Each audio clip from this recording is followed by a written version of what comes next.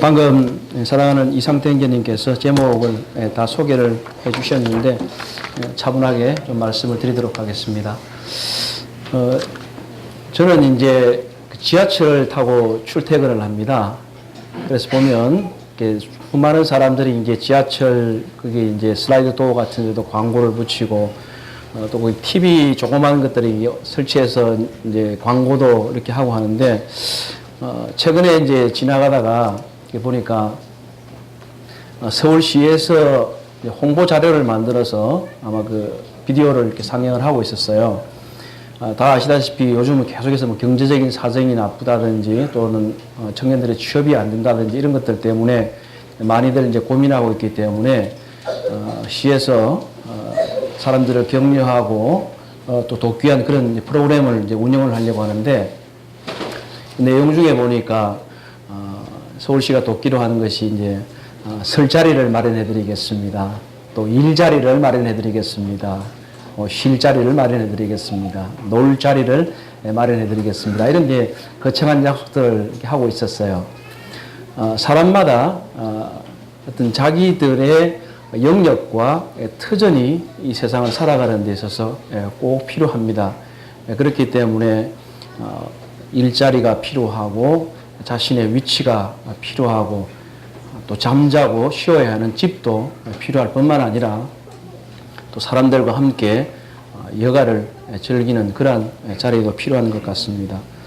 이것이 세태를 물론 반영하고 있기도 하지만 많은 경우에 있어서 일자리에서 내몰리거나 터전을 잃어가고 있는 사람들에게 있어서 조금이나마 위로를 하려고 하는 그런 생각들을 갖고 있습니다.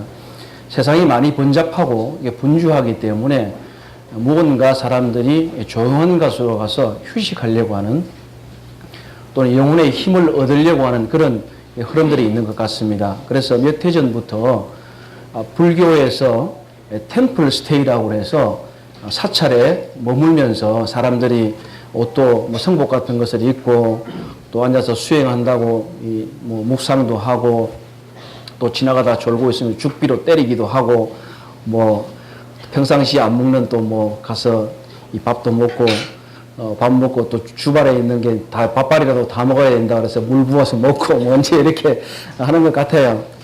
그래서 무언가 사람들이 영혼의 안식을 얻으려고 하는 그런 흐름들이 있는데 이제 보니까 제가 이제 얼마 전에 또 신문 기사를 보니까 천주교에서 이걸 질 수 없다 이렇게 된 것 같아요. 그래서 천주교에서 뭐라고 했냐면 템플 스테이가 있으면 우리는 소울 스테이가 있다. 영혼의 이제 쉼이다 이렇게 해서 이제 가톨릭에서는 전통적으로 피정이라고 해서 사람들이 이제 수도원이나 이런 곳으로 빨리 가서 거기서 조용한 시간을 보내고 또 기도하기도 하고 묵상하기도 하는 그런 이제 하는 것이 전통적으로 이어져 왔는데 이걸 이번에 이제 새로 생긴 건데 경상북도하고 협의를 해서 거기서 있는 산지에 있는 그곳의 성당이나 수도원들을 개방해서 사람들이 물론 가톨릭 신자가 아니어도 그곳에 와서 기도하기도 하고 또 수녀님들이나 이런 분들이 뭐 식사 제공해주면 먹고 같이 교제하고 이런 것들을 이제 하겠다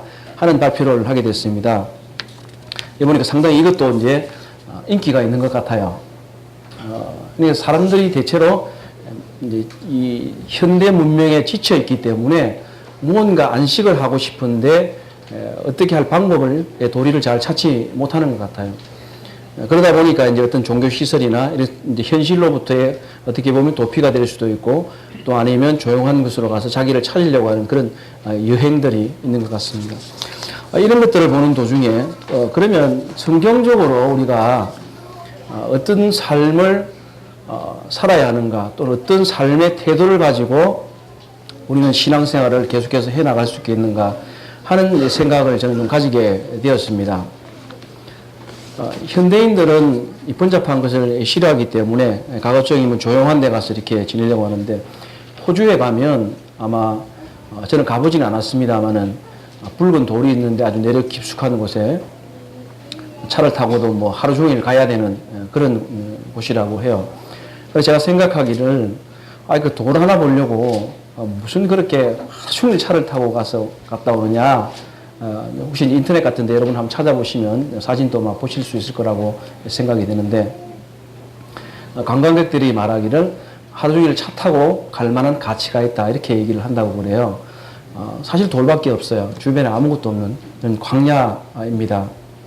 도대체 사람들은 광야에서 무엇을 보고 있고, 광야에서 무엇을 느끼고 있고, 광야에서 무엇을 듣고 있는가 하는 것입니다. 성경에도 보면 제사장들에게 위임식을 하고 또 속죄제를 지내게 될 때에 염소 2마리를 취해서 하나는 성전에 제물로 드리고 한 염소는 취해서 그곳에 안수하고 광야로 내보냅니다. 그래서 사람들의 죄를 멀리 보내게 되는 것을 보게 되는데, 이것을 아사셀의 염소라고 하는데, 영문 밖을 떠나서 이 염소는 광야로 사라지게 됩니다.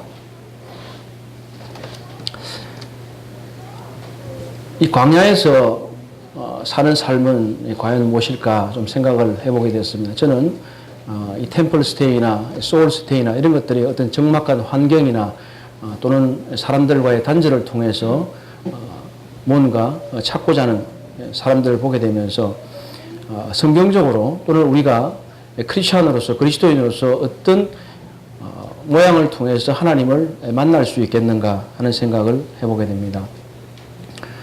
구약 성경에도 보게 되면 광야에 살았던 많은 사람들을 보게 됩니다. 원래 이스라엘 사람들은 광야의 항무지의 사람들입니다.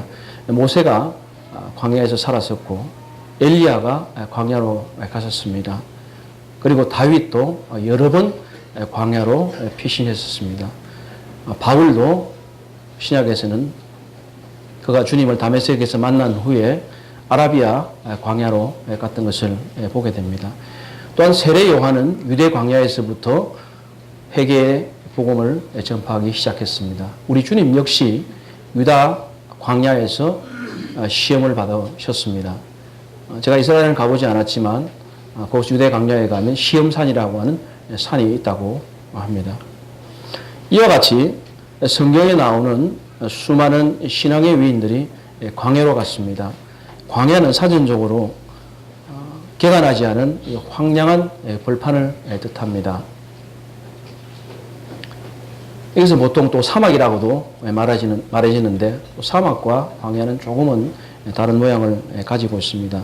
사막은 모래만 있는 것이지만 이 광야는 반드시 그렇지는 않습니다. 산도 있고 조그만 풀도 나기는 하지만 완전히 사막은 아닌 것입니다. 성경에서 주로 조금 전에 말씀드린 대로 주의 종이나 또 선지자들이 이 광야로 가서 직접 하나님의 말씀을 듣곤 했던 것입니다. 그래서 오늘 저는 이 모세와 엘리야와 그리고 다윗과 바울을 통해서 우리가 광야를 통해서 우리는 어떻게 하나님을 만날 수 있는가, 또는 하나님의 말씀을 들을 수 있겠는가를 나누어 보려고 합니다. 성도님들께서 잘 아시는 것처럼 이 모세와 엘리야는 우리 주님께서 변화산상에서 계실 때에 나타났던 두 사람입니다. 모세와 엘리야는 그만큼 구약 성경에서 또는 성경 전체에서 차지하는 비중이나 중요도에 있어서 누군가도 비교할 수 없는 그러한 인물들입니다. 이러한 인물들이 바로 광야에서 하나님을 만났습니다. 먼저 함께 성경을 보시겠습니다. 출애굽기 2장 15절입니다.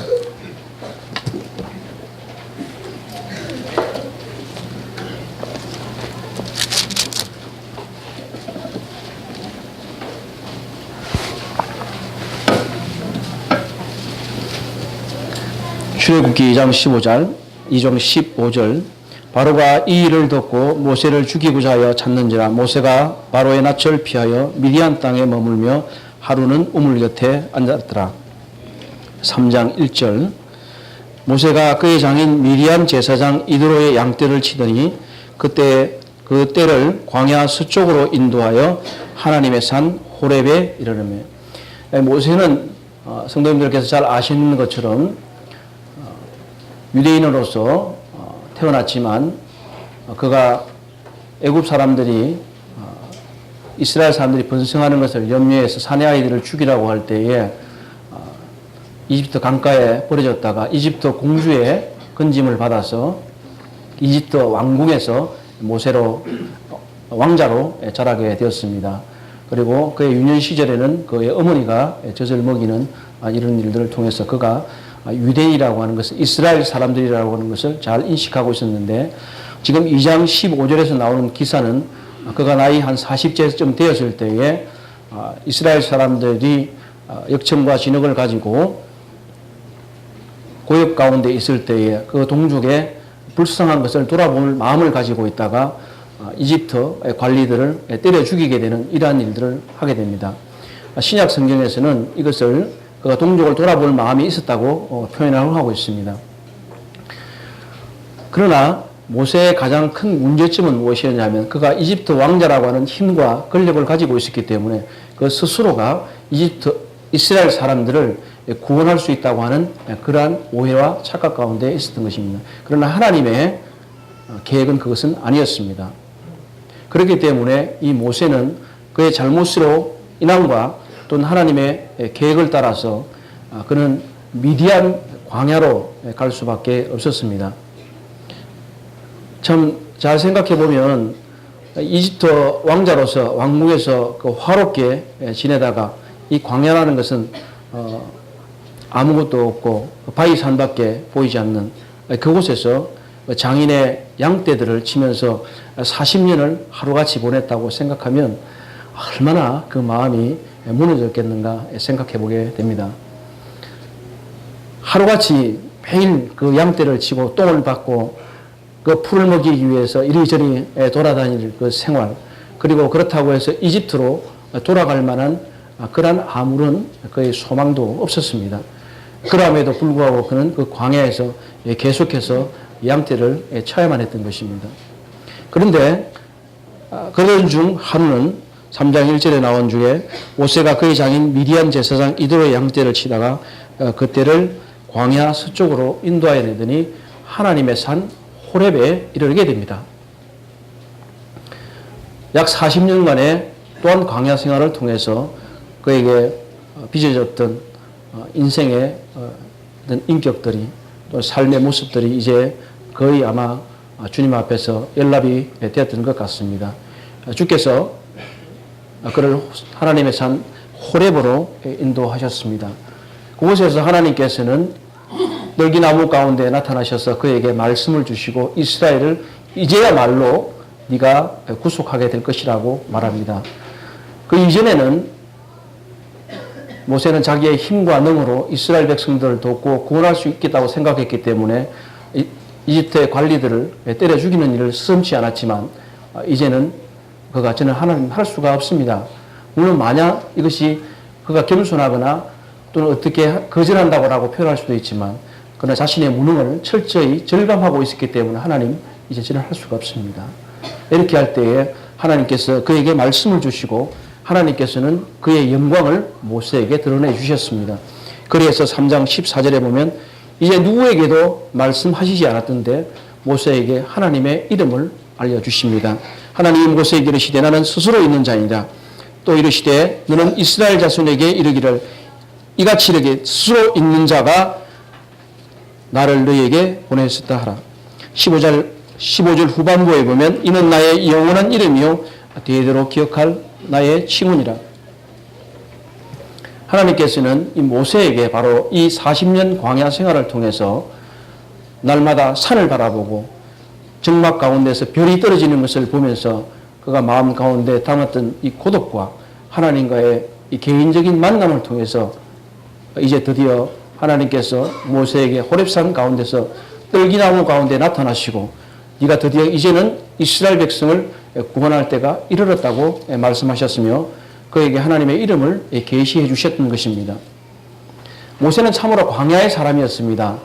사실 이 40년을 지나고 애굽으로 돌아가서 다시 영화를 누리는 것이 아니라 다시 이스라엘 백성을 이끌고 또 광야로 나와야만 했습니다. 그 광야 가운데서 계속해서 모래사막을 걷고 또 추위에 시달리고 더위에 시달리고 또 이스라엘 사람들의 수많은 불평을 들어가면서 그는 가나안으로 가야만 했습니다.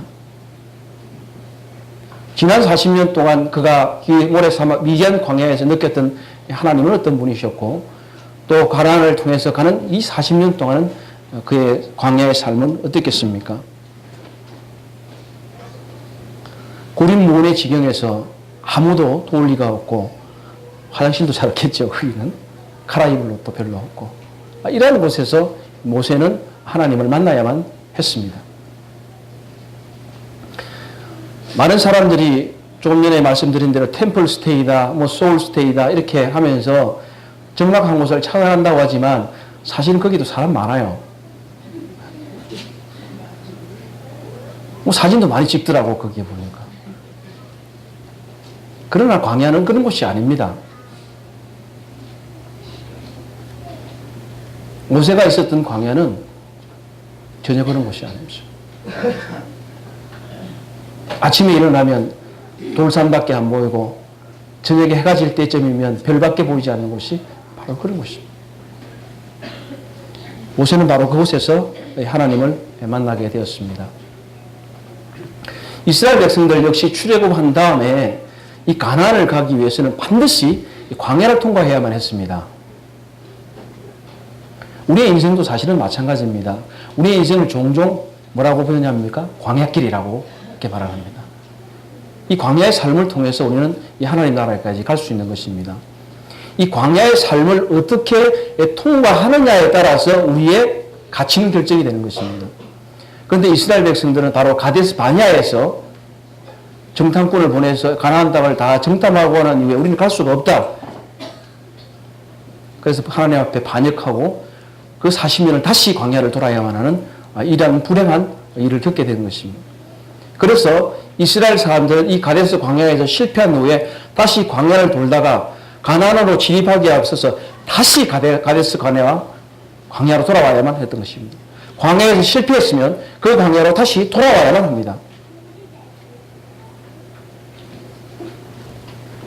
우리는 이 광야를 어떻게 통과할 것인가? 사실 그리스도인들의 처한 환경은 바로 이 광야와 똑같습니다. 이 광야에서 우리는 무엇을 볼 것입니까? 모세는 바로 하나님의 영광을 보았습니다. 들기나무 가운데 나타나셔서 그에게 하나님의 영광을 보여주셨고 사막을 횡단할 때 불기둥과 구름 기둥으로 그를 인도하셨습니다. 성막 가운데 하나님의 영광이 가득 차 있는 것을 경험했습니다.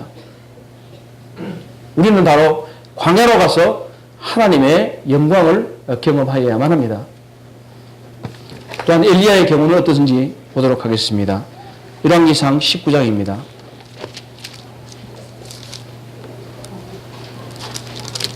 열왕기상 19장 4절.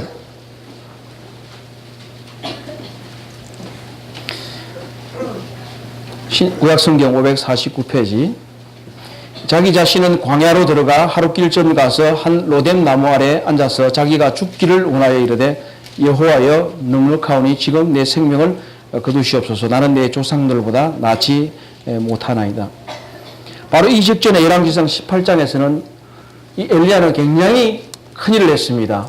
바알의 선지자들과 대결을 해서 그들을 모조리 물리치고 그들을 죽이게 되는 이러한 일들을 했지만 아합의 아내 이세벨이 이 바로 엘리야의 생명을 찾는다고 했을 때 이 엘리야는 겁을 먹고 유대 쪽으로 도망했습니다. 그러다가 제자들은 브엘세바점에 두고 자기는 이 광야로 들어가서 죽기를 하나님께 구합니다. 하나님, 여호와의 넉넉하오니 지금 내 생명을 거두시옵소서. 그때 로뎀나무 아래 들어가서 잠을 잡니다. 그 광야에서 하나님은 바로 엘리야를 만나 주십니다. 6절에 본적 머리맡에 숯불에 구운 떡과 한 병물이 있더라. 이에 먹고 마시고 다시 누웠더니 여호와의 천사가 또다시 와서 어루만지며 이르되 일어나 먹어라. 내가 갈 길을 다 가지 못할까 노라는지라. 이에 일어나 먹고 마시고 그 음식물의 힘을 의지하여 40주 40야를 가서 하나님의 산 호렙에 이르느니라. 모세가 경험했던 것처럼 모세는 이 40년을 광야 가운데서 지내다가 드디어 하나님의 산 호렙에 이르릅니다. 엘리야는 40주 40야를 걸어가서 하나님의 산 호렙에 이르게 됩니다. 바로 광야를 통해서 이 하나님의 산 호렙에 이를 수 있는 길을 얻게 된 것입니다. 오늘 사람들은 헬리콥터 타고 비행기 타고 해서 쉽게 갈 수 있겠지만 예전에는 그렇지 않으면 광야를 통과하지 않으면 호렙에 갈 수도 없고 가나안에도 갈 수 없었던 것입니다. 하나님께서는 엘리야가 이 행로 중에 지칠까 봐 떡과 물을 주시고 내가 지치지 않도록 하라. 그래서 40주야를 인도해서 이 하나님의 산 호렙에 이르게 됩니다. 12절입니다. 19장, 12절에 보면 또 지진 후에 불이 있으나 불 가운데도 여호와께서 계시지 아니하더니 불 후에 세미한 소리가 있는지라. 하나님께서는 바로 이 호렙산에서 엘리야를 만나시고 그에게 세미한 음성으로 그의 행할 것과 그의 삶에 대해서 지시하십니다. 엘리야는 말하기를 하나님, 이제 수많은 사람들이 저의 생명을 찾고 이제 저밖에 안 남았습니다. 하나님 섬기는 사람이 저밖에 없습니다.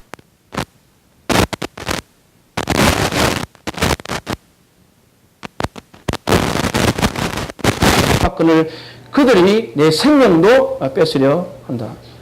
답은 무엇입니까? 그러나 내가 이스라엘 가운데서 7,000명을 남기리니 다 바알에게 무릎을 꿇지 아니하고 다 바알에게 입맞추지 아니한 자니라. 우리들이 종종 이 세상을 살아가게 될 때, 이 광야 같은 삶을 살아가게 될 때 오로지 나 혼자만 있는 것 같고 나 혼자만 그리스도를 믿는 것 같고 나 혼자만 이 길을 걸어가는 것 같습니다. 때때로 우리들의 가족들 가운데서 아무도 예수 그리스도를 믿지 않고 나 혼자서 하나님을 믿는 이런 일들도 있습니다. 제가 약 30년 전에 예수 그리스도를 믿게 됐을 때에 저희 가족 중에 예수 그리스도를 믿는 분은 아무도 없었습니다. 그런 중에 조금씩 저희 가족들을 구원해주고 계십니다. 사랑하는 형제님, 자매님, 아무도 우리를 알아주지 않는다고 생각할 때에, 아무도 나와 동행한다고 생각하지 않을 때 엘리야가 말했던 것처럼 나밖에 없습니다. 하나님의 말씀은 아니야. 7,000명이나 더 있어. 우리들의 광야 삶 가운데서 하나님께서는 자기의 사람들을 다 예비해 놓으시고 계시는 것입니다. 엘리야가 이제 자신의 생명을 탈취당하는 것을 두려워해서 광야로 갔다가 다시 하나님의 인도를 통해서 호렙산으로 가서 하나님의 세미한 음성을 통해서 그의 삶에 대한 것들을 듣게 하시고 드디어 그의 생명을 건져주실 뿐만 아니라 19절 이하에서는 그의 후계자인 엘리사까지 세우는 것을 보게 됩니다. 사랑하는 형제 자매님 여러분, 혹시 엘리야와 같은 상황을 당한 분들이 혹시 계십니까? 하나님께서 엘리야에게 말씀하셨던 것처럼 우리에게는 여전히 우리 곁에 7,000명이 남아 있습니다. 위로를 가지시고 격려를 받으시면 좋겠습니다. 이제는 다윗의 삶을 통해서 조금 더 알아보도록 하겠습니다. 시편 63편을 함께 보시겠습니다.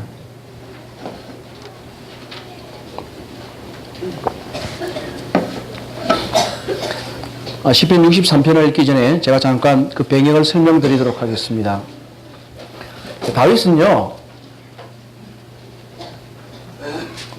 위대한 통일 왕국을 이룬 사람이었지만 그의 인생의 전반부에 있어서는 그 선임 왕이었던 이 사울의 핍박을 피하기 위해서 얼마나 많은 곳을 돌아다녔는지 몰라요. 그래서 사무엘상 23장 같은 데 보면 광야의 요새에도 있었고 10광야에도 있었고 엔게디 광야에도 있었고 그렇게 광야를 전전하면서 그의 삶을 살아갔던 것입니다. 그리고 왕이 돼서 물론 자신의 제약 때문이기도 했지만 밧세바의 통관이라든지 또는 밧세바의 남편 우리아를 죽인 것이라든지 이러한 제약 때문에 하나님께서 그를 다루셨다는 것은 틀림없는 사실인데 사무엘하 15장 같은 데도 보면 그 아들 압살롬이 이제 아버지를 반역하는 이러한 일이 있게 됩니다. 그때 다윗은 유대의 광야로 도피하게 됩니다. 그런 그 반란이 일어났을 때에 아무런 이의를 제기하지 않았습니다. 이것이 비록 악한 자에게서 또한 자식에게서 온 불의한 일이고 불공평한 일이었지만 여전히 이것은 하나님의 허락 가운데 있는 일이었고 하나님께서 그 자신을 다루고자 하는 일임을 알았기 때문에 그런 불평 없이 유대 광야로 갔습니다. 사실 우리들에게 일어나는 많은 일들 가운데서 이건 아니야 하는 일들이 있습니다. 이건 명백히 누가 보아도 이 악한 자들이 음모를 꾸미는 일이거나 또는 세상의 사람들이 나를 음해하기 위해서 하는 일이라는 것을 분명한 일이 종종 있습니다. 그러나 그러함에도 불구하고 그것은 여전히 하나님이 허락한 가운데 있다. 하나님께서 우리에게 일어나는 이 모든 일에 관해서 보시지 않는 일이 있고 아지 못하는 일이 어디에 있겠습니까? 그렇기 때문에 이것은 하나님의 다루심이고 어떤 경우는 하나님의 징계하심이라고 판단될 때는 이것이 내가 내 마음에 너무나 불평이 있고 내 마음에 너무나 큰 상처가 있다 할지라도 다윗이 순종하는 것처럼 유대 광야로 가야만 하는 것입니다.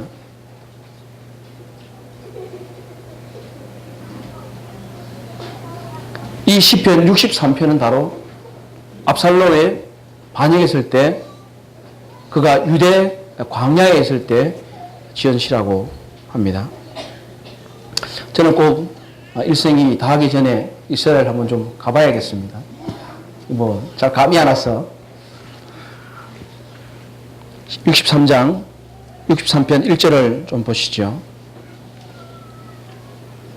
하나님이여 주는 나의 하나님이시라. 내가 간절히 주를 찾되 물이 없으고 마르고 황폐한 땅에서 내 영혼이 주를 갈망하며 내 육체가 주를 앙모하나이다. 그래서 간절히 주를 찾되라는 말이 간절이라고 하는 뜻도 있고 또 영어 성경 킹제임스나 이런 데를 보면 일찍이 이런 말이 또 되겠습니다. 하나는 earnestly, 하나는 early 이렇게 하는데 이것을 그래서 이제 모닝 psalm이라 그래서 아침에 부르는 시편이다 하는 얘기도 하게 됩니다. 그래서 6절에 보면 내가 나의 침상에서 주를 기억하며 새벽에 주의 말씀을 작은 소리로 읊조릴 때 하오리다 하는 말씀이 있는데 이 새벽에 읊조리다라는 말은 묵상이라는 말로 다른 시편들에서는 번역이 되어 있기도 합니다. 여하간 다윗은 간절한 마음으로 이 새벽에 하나님을 찾게 되는 것을 보게 됩니다. 저는 시골에서 어릴 때 좀 살아봤기 때문에 잘 알고 있는데 새벽에 벌판에 나가게 되면 아무것도 없이 조용한 산을 바라보게 됩니다. 광야는 또 어디인지 잘 모르겠지만 여기서 표현한 대로 내가 간절히 주를 찾되 물이 없어 마르고 황폐한 땅에서 이 마르다는 것은 그야말로 이렇게 말라 있는 것을 말하지 이 황폐하다는 얘기는요 말라서 쩍쩍 갈라지는 이런 의미를 가지고 있습니다. 시골에 자라신 분들은 잘 아시겠지만 가뭄이 들면은 눈바닥이 갈라집니다. 그래서 이 비를 기다리고 있는 이 눈바닥 이것처럼 이 다윗은 하나님을 진실하게 찾고 있는 것입니다. 아침에 얼마나 하나님을 간절히 찾고 계십니까? 혹시 저녁에 얼마나 간절히 찾고 계십니까? 내 영혼이 주를 갈망하여 시편 42편에 보면 사슴이 시냇물을 찾기에 갈급한 같이 내 영혼이 주를 찾기에 갈급하나이다. 내 영혼이 하나님 곧 살아계시는 하나님을 갈망하나니 내가 어느 때에나 나가서 하나님의 얼굴을 배울까. 이 갈망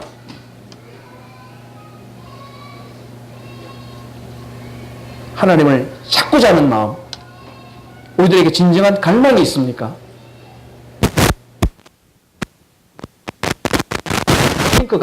우리나라 축구 감독했던 배가 고프다 이런 얘기를 했어요. 승리의 배가 고프다. 말하라.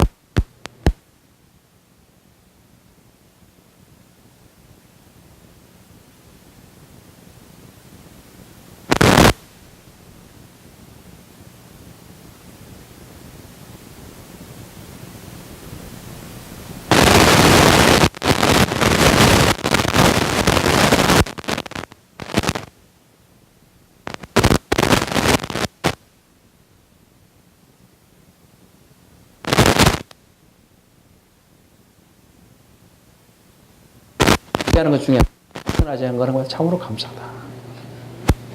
정말 감사합니다. 저는. 북한에 태어나면 어떻게 되겠어요? 죽어요. 배고파서도 죽어요, 지금. 응?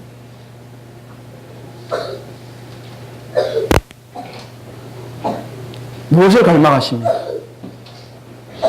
내 삶에 있어서 갈망하는 것이 도대체 무엇입니까? 우리의 갈망은 바로 하나님이어야 합니다. 내 영혼이 주를 갈망하며 내 육체가 주를 앙무하나이다. 갈급함이 없는 사람은 무언가 배부르고 가득 차 있기 때문에 그렇습니다. 갈급한 사람은 여기 있는 물을 계속 마셔야 돼요. 갈급하지 않다는 것은 무언가 꽉 차 있기 때문에 더 이상 필요로 하지 않다는 것입니다. 마라톤을 뛰거나 또 먼 길을 걸을 때 목이 얼마나 마릅니까? 그때 물이 얼마나 먹고 싶습니까? 이 시편 63편에서 다윗의 심정을 잘 한번 생각해 보실 필요가 있습니다. 다윗이 아들이 자기 왕자를 차지하려고 쫓아내고 사랑하는 친구 아히도벨까지도 그를 배신하고 오죽하면 시편에서도 나와 같이 떡을 먹던 자가 그의 발꿈치를 들었나이다. 예수님도 인용하셨어요.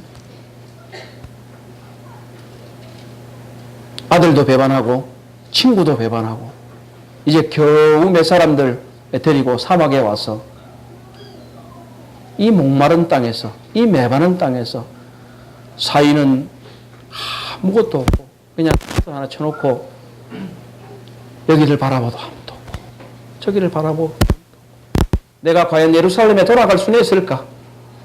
그렇지 않으면 내가 이 광야에서 죽어버릴까? 이 다윗의 복잡한 심경, 이 처참한 심경, 이런 것들은 우리는요, 저 자신부터 그렇지만 무언가 잃어버리기를 싫어합니다. 이렇게 하면 내가 내 자리를 잃어버릴까? 이렇게 하면 내 먹을 것이 없어질까? 이렇게 하기 때문에 무엇가 다 두렵게 살아갑니다. 최근에 여러분들께서 신문기사를 통해서 보셨는데 좀 재벌 기업 사장님들, 회장님들 이제 2세, 3세 경영한다고 해서 그분들이 이제 아마 도덕심이 많이 저하되는 것 같아요. 그래서 운전기사를 폭행하는 일들에 대해서 이제 보도가 많이 됐습니다. 도무지 이해할 수가 없어요, 저는. 그 나쁜 사람은 나쁜 사람이라는 거예요. 예를 들어서 운전하는데 무슨, 그건 말도 안 되는 얘기지만 어떻게 백미러를 접고 룸미러도 없는데 뭘 보고 운전하라는 거예요, 도대체. 그렇게 안 한다고 폭행을 하고 또 얼마 전에 보도된 거는 뭐냐면 자기 매뉴얼대로 안 했다고 머리를 하루에 잘못했다 30대씩 때리고 이렇게 했다는 거예요. 그 욕을 막 하고 자, 그 운전기사의 마음을 한번 생각해 보자는 거죠. 운전기사의 마음을. 그 사람은 여러분 같으면 어떻게 하시겠어요? 내가 운전해가 갖고 있는데 사장님이 나더러 막 욕하고 내 뒤통수를 때리고 그러면 어떻게 하시겠습니까? 저 같으면 그냥 딱 차 세우고 문을 꽉버립니다. 여러분 그렇게 하시겠어요? 그렇게 하실 것 같죠? 안 그렇습니다. 그렇지 않기 때문에 그 기사는요 계속 그걸 감수하고 살았던 거예요. 그런데 이제 그만두고 나니까 그것을 언론에 공개하는 거죠. 왜? 먹고 살아야 되니까. 사람은 먹고 사는 것 때문에 비겁해집니다. 읽고 싶지 않은 거예요. 그래 광야로 갈 수 없는 거예요.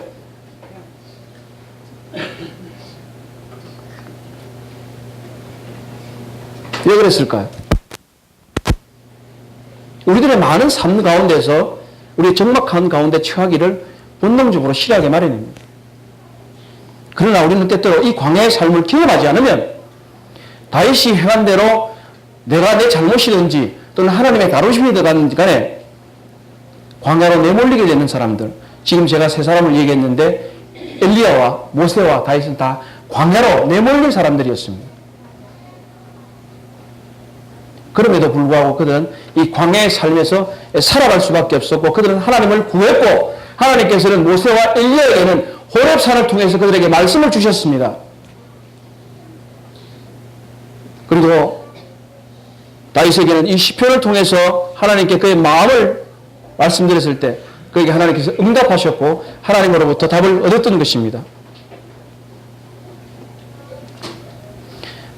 63편 7절과 8절이 보면 주는 나의 도움이 되셨습니다. 내가 주의 날개 그늘에서 즐겁게 부르리라. 나의 영혼이 주를 가까이 따르니 주의 오른손이 나를 붙드시거니와.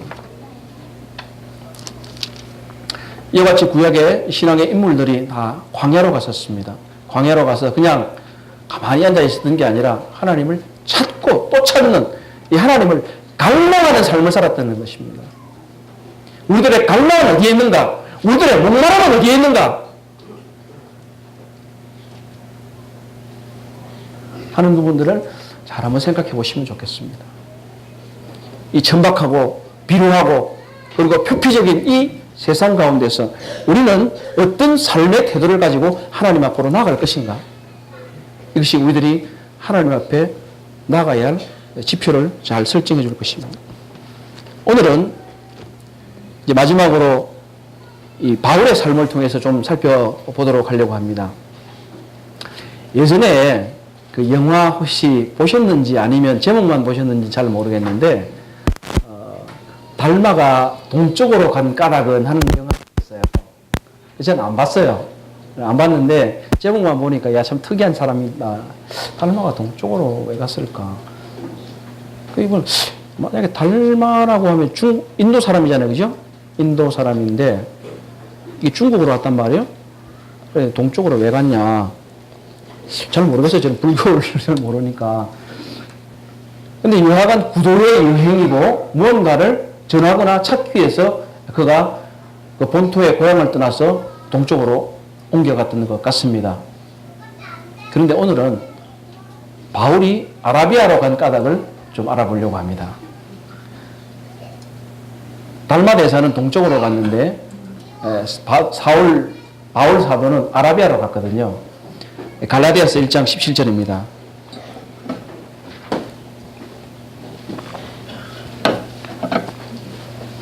어, 1장 15절부터 17절을 함께 좀 보시도록 하겠습니다.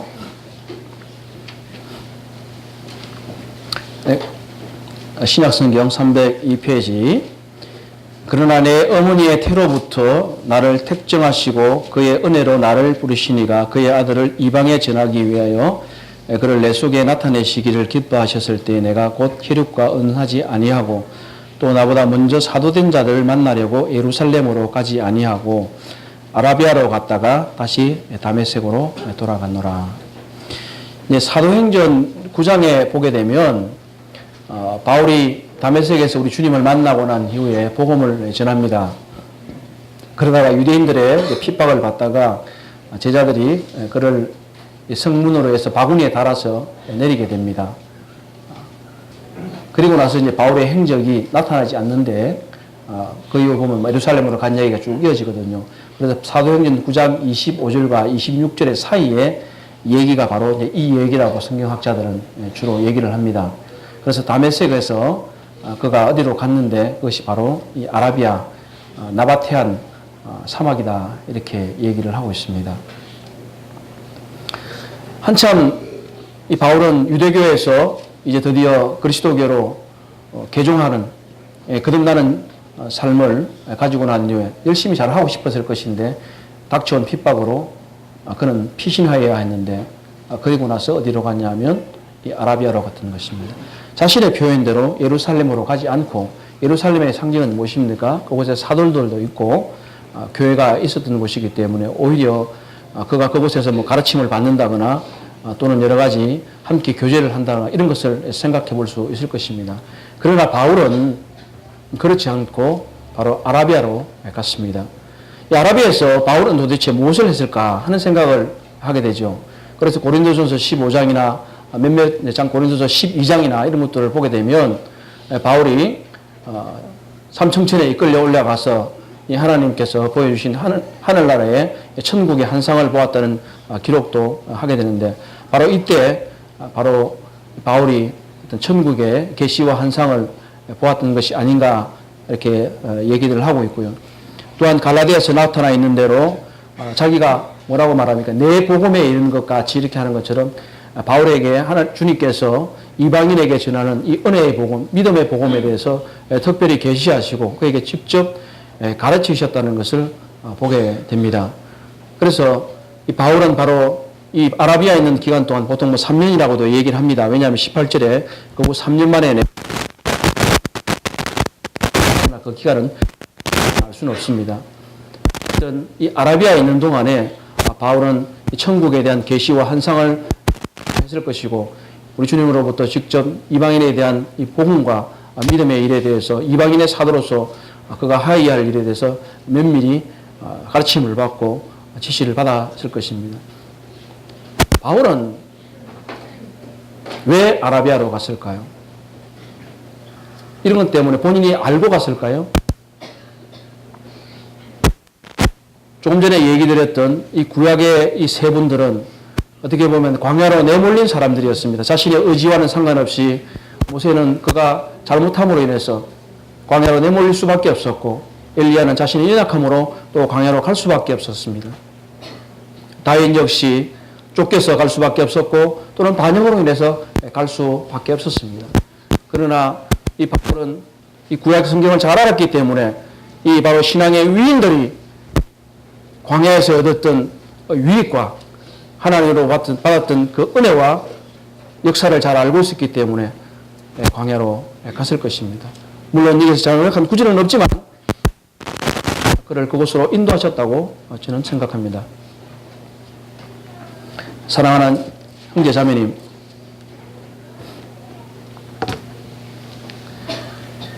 우리가 이와 같이 고립 우원의 장소에서 또는 아무도 없는 이 적막한 시간 가운데에서 우리는 하나님과 개인적으로 단독으로 만나야만 합니다.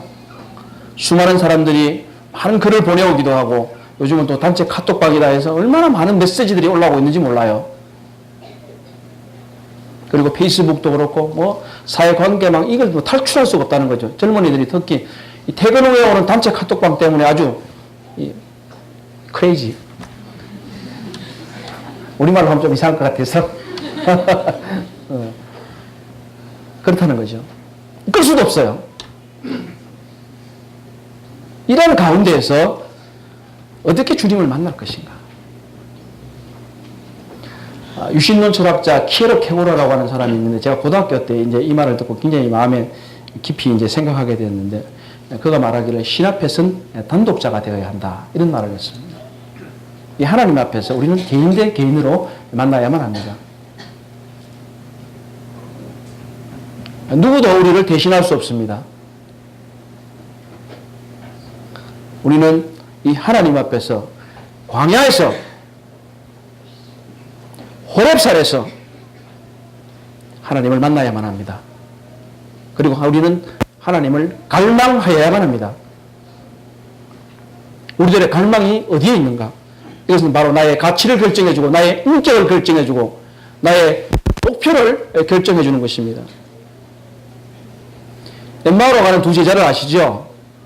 엠마오 마을로 가는 두 제자, 이렇게 찬송도 잘 부르지 않습니까? 그 엠마오에 대해서 긍정적인 의미를 갖고 있습니다. 엠마오 성경학교도 있고 있는데, 엠마오 자체가 긍정적인 의미를 갖고 있는 건 아니에요. 왜 그렇습니까? 엠마오는요, 실패한 사람들이 내려가는 곳이 엠마오예요. 왜? 바로 제 두 제자는 드디어 주님이 돌아가셨다, 우리에겐 소망이 없다, 이렇게 실망하고 내려가는 곳이 엠마오예요. 그러나 엠마오에서 우리 주님은 제자들을 돌이키십니다. 그것은 돌이키시는 곳이지 엠마오가 우리의 목표나 지향점은 아닙니다. 이와 같이 광야도 우리의 지향점이나 목표는 아닙니다. 우리의 목표는 가나안입니다. 그러나 우리는 가나안을 가기 위해서, 하나님의 나라로 가기 위해서는 이 광야를 통과하여야만 합니다. 이 광야를 어떻게 통과할 것인가? 우리는 하나님의 산 호렙에서 하나님을 만나야만 합니다. 그렇지 않으면 우리의 광야길은 실패할 것입니다. 그래서 이스라엘 백성들이 가데스 바네아에서 실패했던 것처럼 우리는 방황하고 헤매다가 어쩔 수 없이 다시 가데스 바네아 광야로 돌아와서 다시 가야만 하는 것입니다. 우리는 세월을 헛송세월하여야만 합니다. 광야에서 빨리 하나님을 만나야만 합니다.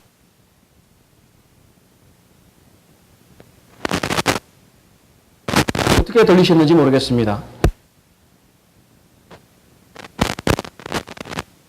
여러분들에게 대한 도전일 수도 있고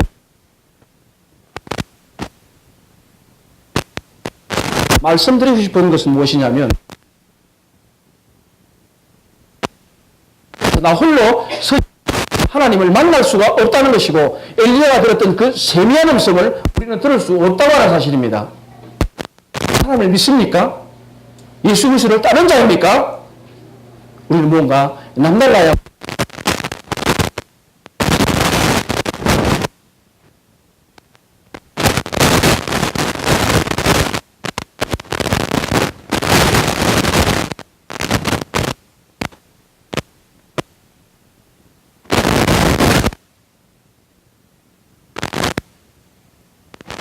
하나님을 만나야 합니다.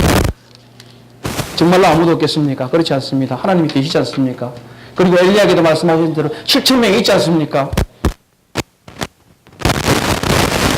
시편 63편을 읽다가 제 성경 보면 써놓은 글이 하나 있어서 제가 쓴 건 아니고요.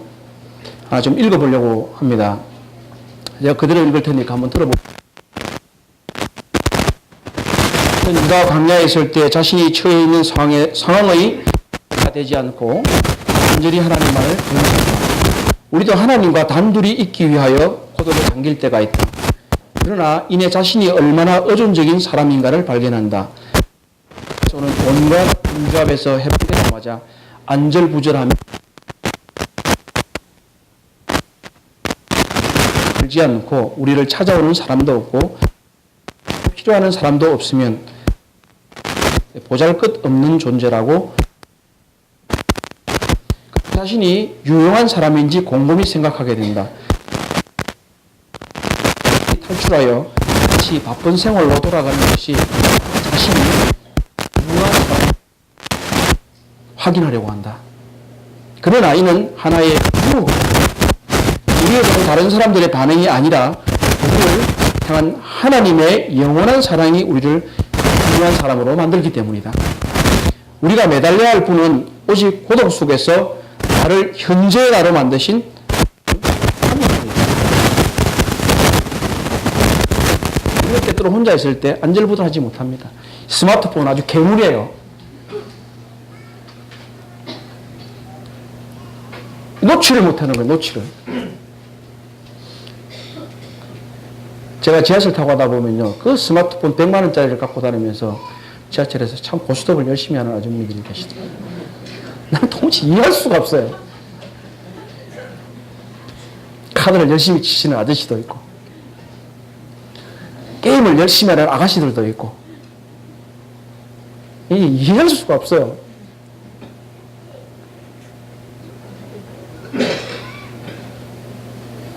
군중 속의 고독이라는 말을 들어보셨습니까? 예. 다 모든 사람이 고독합니다. 그러나 군중 속의 고독 가운데서 우리를 스스로 자기 연매에 빠지거나 그것을 빨리 탈출하기 위해서 무언가 다른 일을 하려고 하는 것이 아니라 철저하게 고독 가운데서 하나님을 만나야 합니다. 사랑하는 형제님, 자매님, 인생 광야길에서 하나님을 만나십시다. 그리고 호렙산에서 하나님을 배웁시다. 그리고 엘리야처럼 호렙산에서 하나님의 세미한 음성을 듣도록 하십시다. 그것이 우리의 살 길입니다. 환희 제인 크로스비라고 하는 분이 계신데 이분은 제가 지난번에도 소개해드렸지만 우리 형제들의 가운데서 신실하게 주님을 섬기는 자매님이십니다. 이분이 맹인이신데 어릴 때부터 맹인이었지만 수많은 찬송을 작곡해서 많은 분들에게 빛을 던져주는 일을 했습니다. 우리 찬송가에도 21곡이나 실려 있습니다. 그래서 오늘 이 광야에서 보호하시는 하나님, 우리를 인도하시는 하나님을 찬송하기 위해서 찬송을 하고 이 환희 제인 크로스비 자매님의 곡을 함께 부르기를 원합니다. 391장 함께 부르시도록 하겠습니다.